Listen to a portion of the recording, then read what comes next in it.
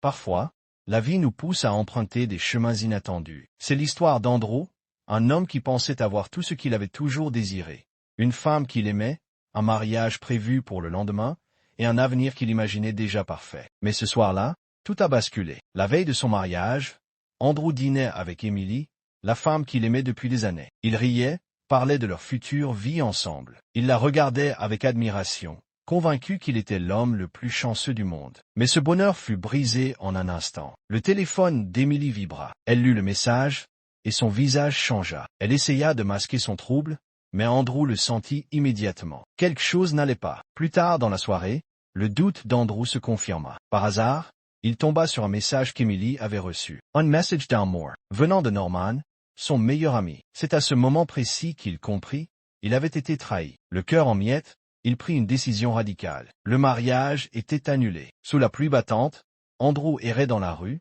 perdu. Tout ce qu'il avait construit s'était effondré en un claquement de doigts. La douleur était insupportable. Dans un geste désespéré, il cria à la foule, cherchant une échappatoire, une solution absurde à son chagrin. Il demanda, au hasard, si quelqu'un voulait l'épouser. Personne ne répondit. Personne, sauf une femme. Elle s'appelait Martine. C'était une inconnue. Elle réparait des montres, et sa vie n'avait rien à voir avec la sienne. Pourtant, ce soir-là, elle fut la seule à lui tendre la main. Pendant ce temps, Emily était seule, chez elle. Son père entra dans la pièce. Il savait que Norman l'avait trompée. Il savait que sa fille souffrait. Mais pour lui, la réputation de la famille passait avant tout. Il lui ordonna de se marier malgré tout. Peu importait ses sentiments, peu importait la trahison. Le mariage devait avoir lieu. Emily, les larmes aux yeux, se sentit prisonnière. Elle voulait fuir, mais elle ne voyait aucune issue. Andrew, de son côté, retourna chez Emily pour récupérer ses affaires. Il tomba face à face avec son père. L'homme le regarda avec dédain. Il lui dit qu'il n'était qu'un perdant,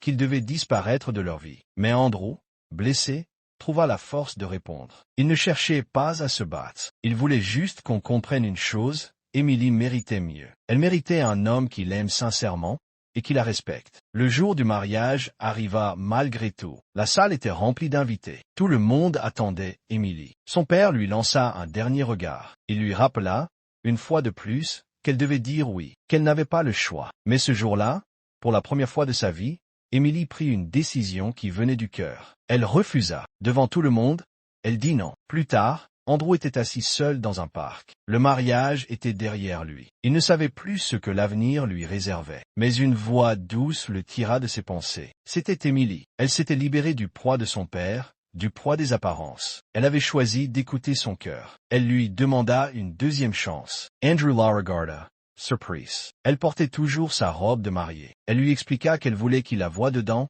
au moins une fois. Andrew sourit enfin. Il n'avait plus besoin de fuir. Il lui demanda simplement. Ça te dirait qu'on commence par un vrai rendez-vous?